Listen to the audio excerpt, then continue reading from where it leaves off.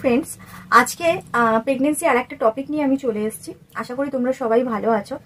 আর আমি যে একটার পর একটা প্রেগনেন্সি টপিক নিয়ে তোমাদের কাছে আলোচনা করছি, এটা কিন্তু আমার লাইফের নিজস্ব অভিজ্ঞতা এবং আমার 10 বছরের প্রেগনেন্সি যে জার্নি থেকে আমি যেটুকু অভিজ্ঞতা অর্জন করেছি সেটুকুই তোমাদের সাথে শেয়ার করছি। কেন আমি আমার জার্নি দিয়ে এটুকু জেনেছি যে এই সমস্ত জিনিসগুলো যদি তোমরাও জানো তোমাদের অনেক অনেক হেল্প হবে। আজকের টপিক হচ্ছে আর্লি প্রেগনেন্সি ব্লিডিং।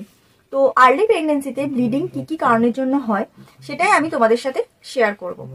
আর্লি প্রেগনেন্সিতে ব্লিডিংটা দেখা দেয় প্রথম 4 উইক থেকে 12 উইকের মধ্যে।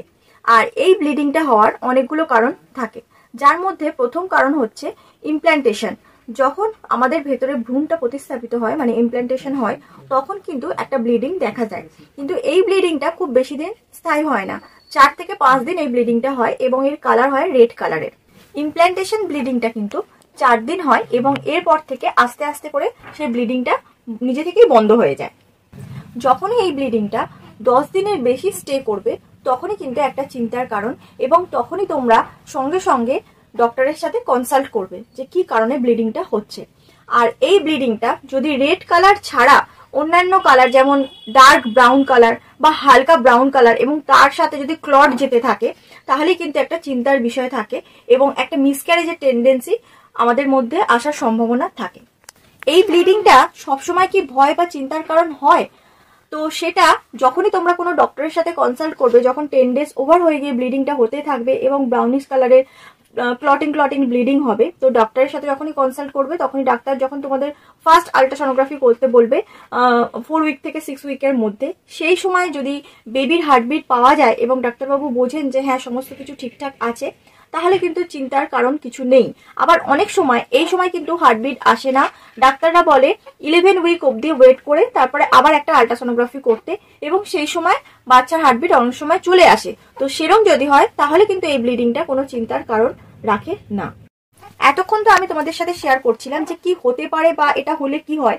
এখন আমি নিজের অভিজ্ঞতাটা তোমাদের সাথে শেয়ার করছি, যেটা আমার এবারের যেটা পজিটিভ প্রেগনেন্সি ছিল সেটার ক্ষেত্রে কি হয়েছিল।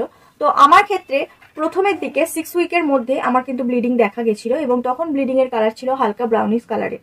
তো আমার তখন খুব টেনশন হয়েছিল এবং ডক্টর আমাকে আল্ট্রাসোনোগ্রাফি করতে দিয়েছিল 6 উইকে, এবং তখন কিন্তু আমার বেবির হার্টবিট পাওয়া যায়নি এবং ডাক্তার আমাকে তারপর বলেছিল 10 উইক অবধি ওয়েট করে আবার আল্ট্রাসোনোগ্রাফি করতে।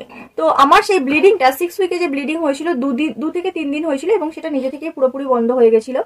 তো তারপরে যখন আমি 10 উইকে আল্ট্রাসোনোগ্রাফি করি তখন কিন্তু আমার প্রেগনেন্সিতে হঠাৎ করে আমার হার্টবিট চলে আসে বাচ্চার, এবং পুরোপুরি সমস্ত কিছু সুস্থ স্বাভাবিক ভালো ছিল এবং ডক্টর আমাকে অনেক রকম ইনজেকশন এবং মেডিসিন দিয়েছিলেন। তো তখনকার মতো কিন্তু আমার ব্লিডিং এর প্রবলেম পুরোপুরি ভালো হয়ে গেছিল এবং হঠাৎ করে আমার আবার 4 মান্থে ব্লিডিং দেখা দিয়েছিল এবং সেই ব্লিডিংটা আমার অনেক দিন স্টে করেছিল এবং সেটার কারণ ছিল লো প্ল্যাসেন্টার কারণেও কিন্তু প্রথমের দিকে ব্লিডিং হয়। তো সুতরাং একটা ব্লিডিং হওয়া মানে যে খুব ভয়ের ব্যাপার, খুব টেনশনের ব্যাপার, সবসময় কিন্তু সেটা হয় না।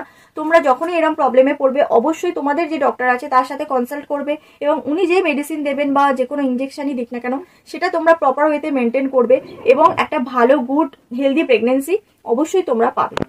আর একটা কথা বলি বন্ধুরা, ব্লিডিং দেখে তোমরা কখন বুঝবে যে সেটা মিসক্যারেজের দিকে যাচ্ছে?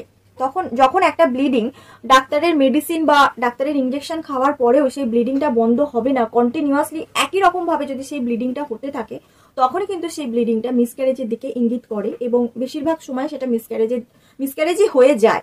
তো এটা ছিল আমার নিজস্ব অভিজ্ঞতা, আমার সাথে এটা ঘটেছিল।